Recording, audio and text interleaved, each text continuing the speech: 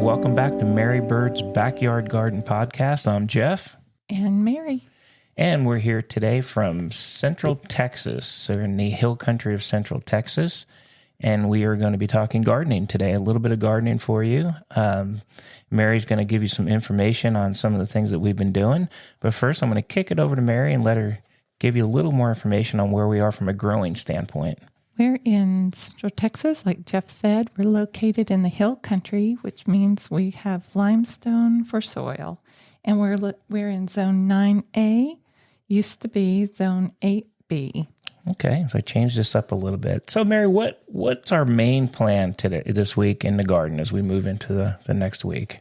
This coming week, we are going to be cutting back all the herbaceous perennials, like the sages, and the woody perennials, like the roses, and the ornamental grasses are going to be on our list too. So we're going to do a lot of trimming up and cleaning in the garden. Oh, okay. Sounds like a lot of fun. As we kind of talked to you guys before, Mary's mainly the gardener. I'm the infrastructure guy. I move around the heavy stuff and put the fences up and stuff. But Mary's the gardener, the architect, and all the good stuff that when we look out in the garden that we see, that's all her work. I'm sure there'll be a lot of heavy lifting coming up. Looking forward to it. All right, so for our first topic, let's talk a little, since it's cold outside. We've had a lot of rain and we've had some freezing and such, but let's talk a little bit about houseplants today. I want to talk about an alocasia. Okay. What do you have? Oh, good. All righty. We recently went to a store, and as soon as we walked in the door, there were the most remarkable plants inside on a giant cart. Just beautiful. So, of course, I snapped one up, but there wasn't any identification in the container. So I looked it up when we got home, and it turned out that it was an alocasia. Okay. And what, pray tell, is a alocasia? Yeah. An alocasia, turns out that the common name is elephant ear. Oh. And it's also a mask plant. I've heard the elephant ear before. I've heard them called elephant ears in the past. The family is an aroid, and so that means it grows with very loose soil, lots of air around the roots, and you want it to be well watered, but thoroughly draining soil. Okay. And I think we have ours fairly close to a western-facing window, so it gets bright light, but not any direct light on it. And the leaves are just amazing. They look very primordial, very dinosaur-like. They are nice. Right? I like the plant. It's a very pretty plant. It's very dark green, and I would say the edges are ruffled, but pale veining in the leaves that make it just stand out very like a graphic. Very good. Very good. Picture. I like it. That's nice. A nice addition to the indoor plants that we have. I know you've been building that up a little bit for us. So it's nice. I like having them. So I do want to tell people two things about this plant that I learned after we brought it home. The first thing is the leaves are toxic to animals. You want to keep them away from animals and any small children that might grab a hold of them. They have calcium oxalate crystals inside that would make people very sick.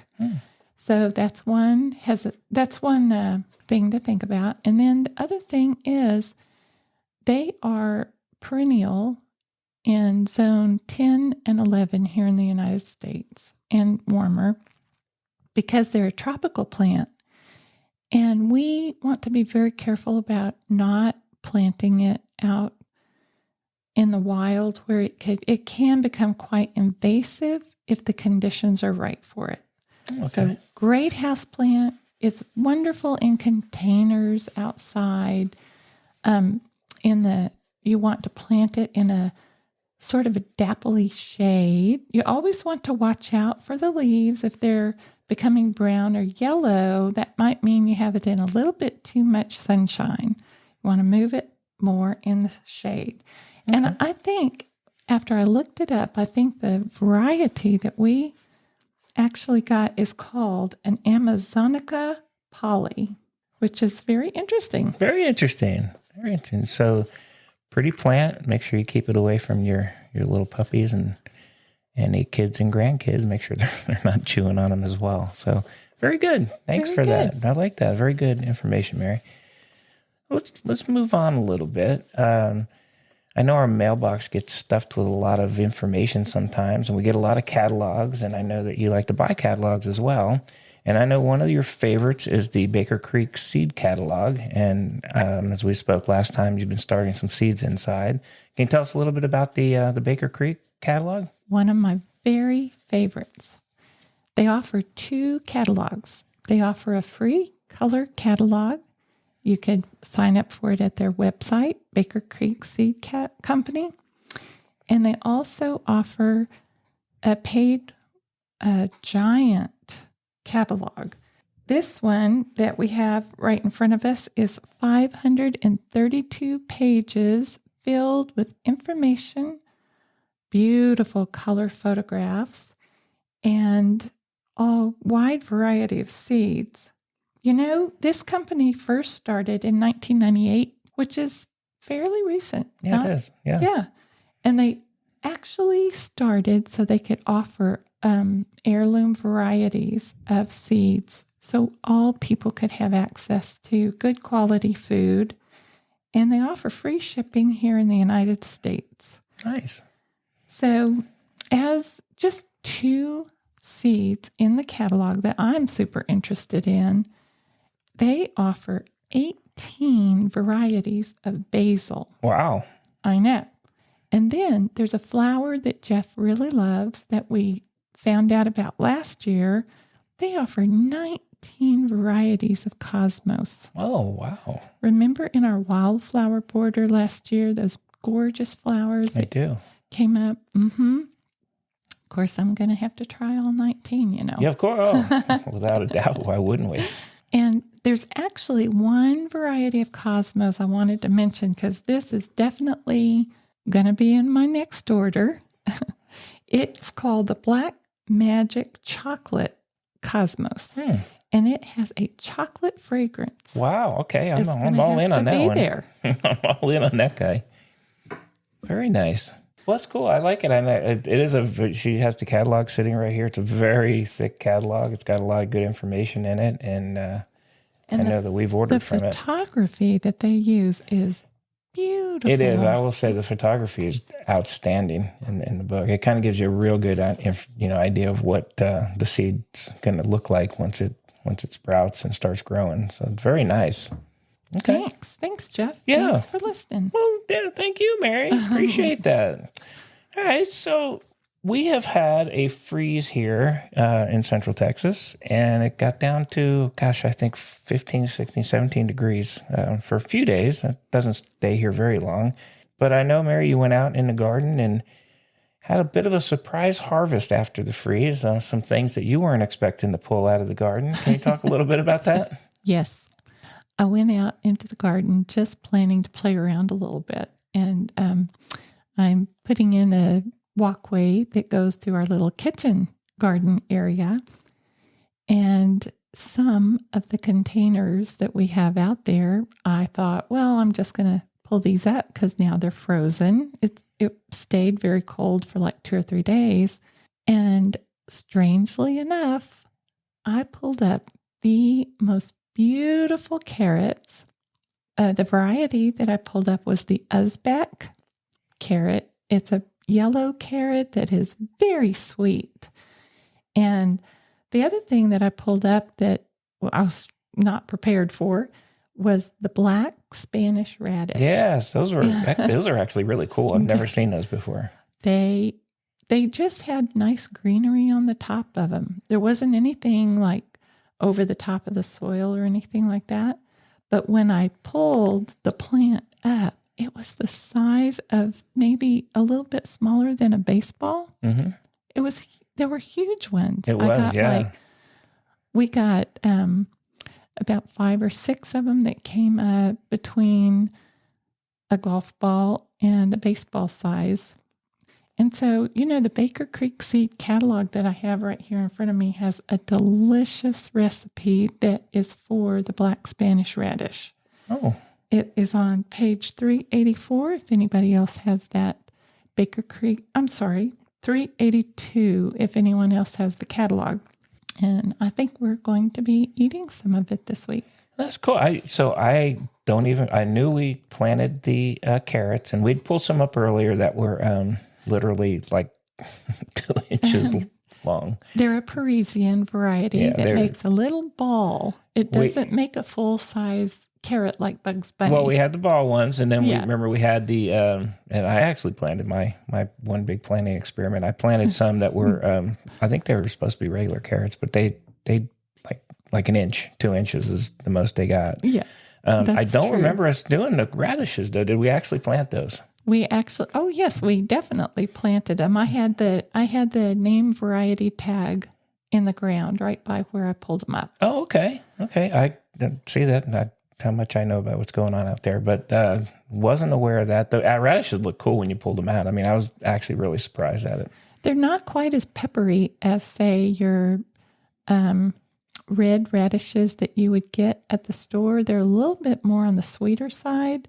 But one of the things I'm planning to do with them is slice them very thin and make radish chips in the oven with olive oil and some garlic pepper and some onion powder, and roast them at 350 degrees for 15, 20 minutes, I'm saying.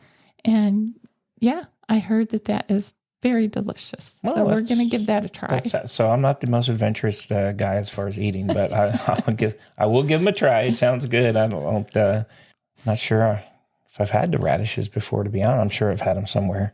I think you have, because the boys have pickled them, and when they do their fancy dinners, they've served them up to you. All right. Well, yeah. I've had a lot of things. I'm pretty sure. I'm not sure what I had and what I didn't. Well, very good. That was a lot of fun. I know the one thing I wanted to ask you about, we've had, which again is unusual for us, we've had like 3 or 4 days almost of just constant rain. And I know when we look out in the garden, it seems to be doing well. We've mulched. I think you've mulched real well. What kind of effect, do you think the rain's going to have on us? I really believe that our garden, I've been working very hard to see if we could capture as much rain and hold on to it we don't have any rainwater collection devices or anything, but our garden beds are, like you said, they're mulched. They are up on a little bit of a berm, sort of. And the pathways I'm trying to keep where they will hold on to the moisture instead of a hardscape where it runs off. So I'm hoping our soil, when we moved in here, was maybe 2 inches, and it was builders' soil that they left behind until you hit hard rock. But now, because we've brought in mulch, we've brought in compost, we've brought in, we've fertilized and done a lot of compost tea and so forth. It's deep enough now to where I could almost get a whole shovel down into the ground when I step on the shovel. And a lot of that is, our soil does have a pretty good clay content, but with the addition of all the compost, and we've brought in several other bags of soil, like as we've been planting, we've brought in planting mixes. And so it's turning into a nice water holding, but not waterlogged soil. So our rain doesn't, even if it puddles up, it doesn't really stand in water for very long. Right. Yeah, I've noticed that. We've gotten a tremendous amount of rain. I know it does puddle a bit, but then it seems to quickly dissipate. So that's good. That's good stuff. Yeah, there's one area in the front yard that gathers a little bit of water. We're probably going to work on that. And I do have very much interest in collecting rainwater. I'm probably going to put that in my yearly goals this year. Which means, of course, it's in my yearly goal then, probably. I Right? know, Is that what because that you'll means? be carrying things pretty good. Well, one thing, as Mary mentioned about the rocky soil that we have, Oh, my. very quickly we found out digging a hole for a post or digging a hole, honestly, for anything To plant. is almost undoable. Do you remember when we were on the north side of the house and we were going to plant a silverberry shrub? And we put the shovel in, it only went in the tip of it, just barely went in to the ground. And so we decided we were going to dislodge that one rock. And it was so massive. It was like the size of a Foot Locker. Yeah, it was they're huge. And we just kept digging around and around it and around it. Well, I've discovered something recently. It's called a rock bar, and we might have to go look for one of those at a local store. We might have to check and you that. actually just, it's very heavy. I think it's like about 20 pounds, but you just let it fall into the ground and then wedge it back and forth, and it breaks up the rocks. Oh, okay. I know we've tried the big metal spike. I've hit with a sledgehammer. We've tried breaking a rock, and it's pretty crazy, to be honest with you, especially when you're watching other people's videos about, hey, just putting in like a little border. Anything that goes in the ground is just is not. It's not going to be an easy task here. But no. We'll probably talk more about that as we get in the spring and the summer and start doing some of our projects. So, although I do have to tell you that several of our plants, say we've had to move them, or unfortunately we had a wisteria that passed away last year. And when I've gone to uproot the plant, the roots have really gone 2 to 3 feet into the dirt, into the soil. It's sometimes they go down and they hit the rocks and they go sideways, of course, but some of the roots are really working their way down in there. Nice. All right. Well, I look forward to what's coming up in spring and summer, but I also look forward to what's coming up next week on our podcast. As you guys know, we are a weekly podcast. Appreciate you guys joining us here, and I hope you come back. We tend to have a little bit of fun. Like I said, we're a husband and wife team, really kind of DIYers, but Mary does have a lot of information, and we just want to pass some stuff on, have a little bit of fun for you guys. Do you have any closing thoughts, Mary? Next week, I think that we're going to talk about a little bit of compost, adding compost to your yard and garden. Oh, sounds outstanding. Isn't that just exciting? I'm pumped, and I'm sure we'll have some other content here for you as well. So again, thank you guys for joining us.